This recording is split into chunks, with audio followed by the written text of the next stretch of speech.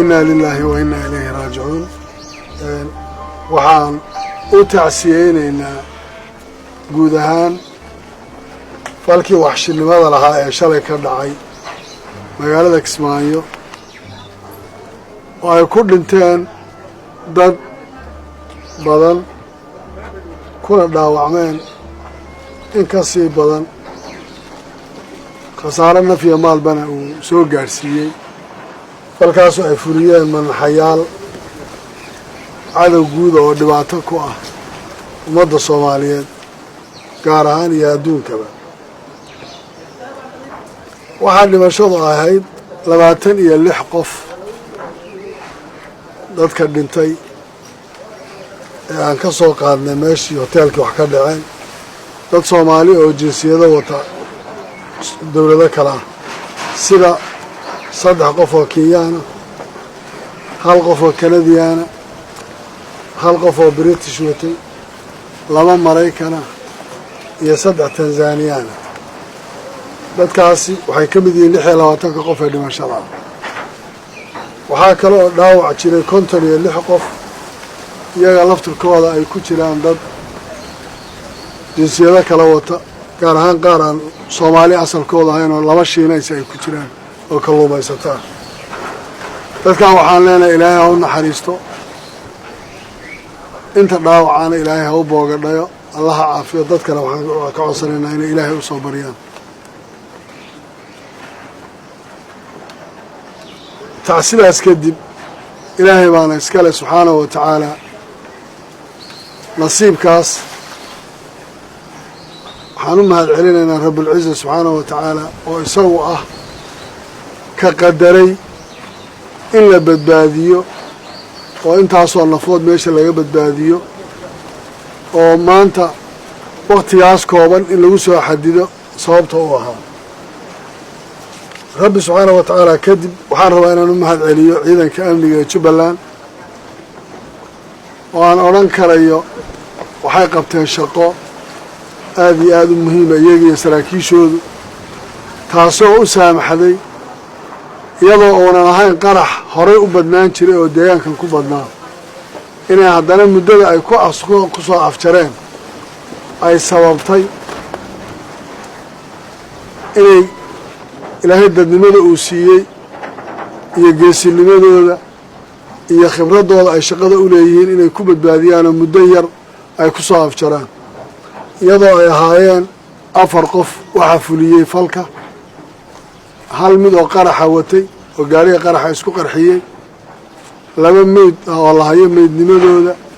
iyo hal nin oo dhaawac lagu hayo saddexdaas ay ahaayeen nimanka dagaalamaya ee ku jiray waxaa Ilaahay mahad celin aan kala ugu waxaynayaa iyadoo ay ahayd shalay maalin Jimcaha oo dad aad u tiro badan ay galabta hoteelka cusub oo la xiiseynay ay u joogeen sida khasaaruhu uu yahay iyo sida ciidanka amnigu ay uga qayb qaateen ay badbaadada inta alle ku timid Ilaahay mahadiisa ka sukow inay ciidankuna aad ugu mahadsan yihiin dadkuna aan isleeyahay wax badan bay ka qayb qaateen waxaa kaloo mahad celinayaa cid kasta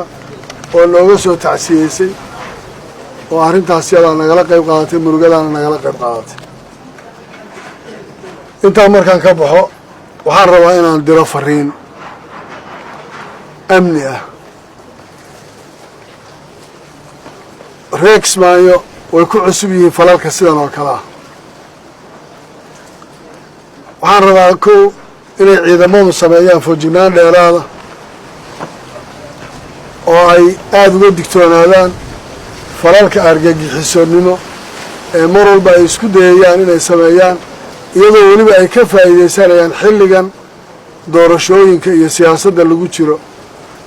waxaan rabaa inay digtooni badan la qaato hay'adaha amnigu ay shaqadooda laban shacabkana waxaan farayaa 2 xaalo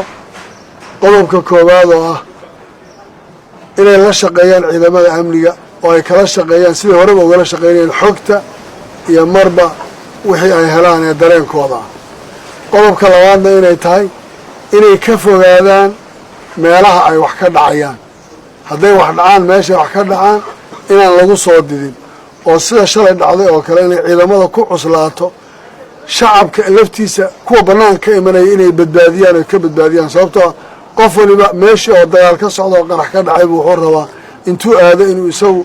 bal ilaada ka soo waran maxaa la keenay iyo maxsee wuxuu jiraan shacabka marka waxaan rabaa inaan uga digo inaynan ku kadsoomin meelaha wax ka dhaceen inay had iyo jeer intay ku soo didaan ayna meesha aadin ee ay ku ekaadaan goobahooda oo warka ay ka sugaan meelaha cidda ay khusayso waxaa kaloo rabaa inaan u sheego cadowgaani sidaan hore u sheegay ma aha cadow soomaali cadow u ah jubbaland col u ah dadkan waa cadow caalami ah oo u baahan in la iska kaalmaysto wax ka qabashadiisa iyo la dagaalankiisa maanta dadka meesha ku dhintay cid walba isugu jireen ma aha oo cadow aan naxayn taa waxaan leeyahay markaa beesha caalamka ha la iska kaashado oo ha noqdo dagaalkaasi mid inaga wada dhexeeya oo sidaa hadda aan u soconay iyo sidaa hadda loo dagaalamaya si ka bedela insha allah in loo dagaalamo waxaan u baaqayaa shacabka soomaaliyeed gaar ahaan reer Kismaayo dadkaas soo dhaawacmay waxaa aad iyo aad ilaahay waan ugu shukriyayaa xalay isbitaalka oon tegey waxaa nagu filaaday xalay inta badan dhiiggii horey bangiga kaydka u yaallay inay dadku ka qayb qaataan dadkaas dhiigga ay u baahan yihiin oo shacabku ay tagaan iyo mas-uuliyiintuba bangiga dhiigga ku yaalla isbitaalka guud ee magaalada Kismaayo si ay dadkaas ugu huraan oo dhiigga laga qaadaay waa waxa qofku wuxuu bixiyo ugu fiican sababtoo xalay haddii dhiigga qaarkood la waayi lahaa way dadkaas la badbaadiya faraha badan mayna badbaadeen markaa shacabka iyo mas-uuliyiinta waxaan farayaa inay tagaan bangiga dhiigga isbitaalka oo halkaa ay u suurto gashay inay dhiiggooda huraan haddii ilaahay idhaaho ummadda soomaaliyeed guud ahaan iyo beesha caalamkana waxaan ugu baaqayaa dadkaas in gurmad lala soo gaadho wax alaali wixii loo qaban karana in loo qabto dad dalleeya kuwa agooma ka tegay reero baabaayeeto waxaan rabaa tacsidii inaan si gaar oo xuso aan dib ugu noqdo waxaa ku jiray laba nin oo qof oo mas-uuliyiin aha mid wuxuu ahaa nin xildhibaan hore ahaa shuuriya haddana musharax u ahaa madaxtinimada jubbaland ninka kalena wuxuu ahaa nin musharax fadida yidhaahdo oo wasiirka beeraha ahayd hore ganacsiga ahaa ee maamulka jubbaland dowladgoboleedka jubbaland iyo ficlan xaaskiisii oo la dhimatay hodan alahoon ahayd gabadh ay si gaara noo taabanayso ummadda soomaaliyeed ay u taabanayso gabadhaas geerada ay la soo noqotay wadaniyadda ku jirta dareenkeedu siduu ahaa iyo sida ay u cabiraysay ilaa xad ilmaheedii xataa intay la soo noqotay ay ku lahayd anigii baa soomaaligii ka tegay haddaan anigu ka sii tahay ilmahaygu say noqonayaan gabadhaas tacsiye gaaran iyadana u fidinaya waxaan leeyahay qoyskaas ilaahay idinka dhigo kuwii fadhiiso oo isugu geyn lahaa ilaahay idinka dhigo kuwo maqaamkooda oo meel fiican geysin lahaa iyagiyo inta kaleba marka ummadda soomaaliyeed ee beesha caalamka waxaan faraynaa baaqa ugu soo jeedinaynaa inay dadkaas la gaaraan waxay la soo gaari waxaan rajaynayaa falkaani waa mid nagu cusub hay-adaha amniguna waxaan soo saari doonaa ka jubbaland ahaan bayaan oo aan kaga hadlayno falkan dhacay siduu u dhacay meelaha wuxuu sababsanayo asbaabaha keenay iyo wax badan oo iftiimin doona haddii ilaahay waxaan rabaa inaan bayaankaas ku soo caddayno si dhaqsaana aan u soo saarno xaaladaha jira iyo arrintaani see u dhacday iyo waxa keenay iyadoo lagu yaqaanay magaalada Kismaayo iyo jubbaland guud ahaanba amni oo uu jiray amni fiican iyo istiqraar ka jiray dadkana ay wax cusub ku tahay arrintan oo kale maxaa sababay yaa ugu ku lahaa xaggee buu ka yimid insha allahu ma rabo maanta inaan ku daro laakiin waan ka soo saari doonaa qoraal iyo bayaan cad baan soo saari doonaa kaasaan idinla wadaagi doonaa mar labaad iyo mar saddexaad meydka anaagsan dhaawacyada waxaan rajeynaynaa inaan qaar maxamed u diro wana nairobi u diro wixii isbitaalka Kismaayo xalay aad waxaan ugu mahadcelinayaa mar labaad dhakhaatiirtii ka howlgalaysay isbitaalka guud ee Kismaayo iyo wasiirada caafimaadka وحالة ونسيب سوى شيء وعلى جينا إن شاء الله عن ليلة كان عصنا ومضى صوالينا كل على سنة يدان الله ينقصي أنا أدعو عينا والسلام عليكم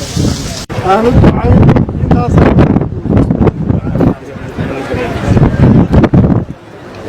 وعاد إلي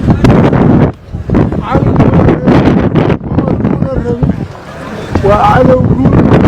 لك أبيانا وحكينا لما يخانوا عن السماء العلينا وأهلين الدم إلهي إلهي نصحاب سنة على وقانا قالوا قسوا ذلك سنة تذكرنا أنا عصنا أنا ندعو عينه أنا سمح حريصا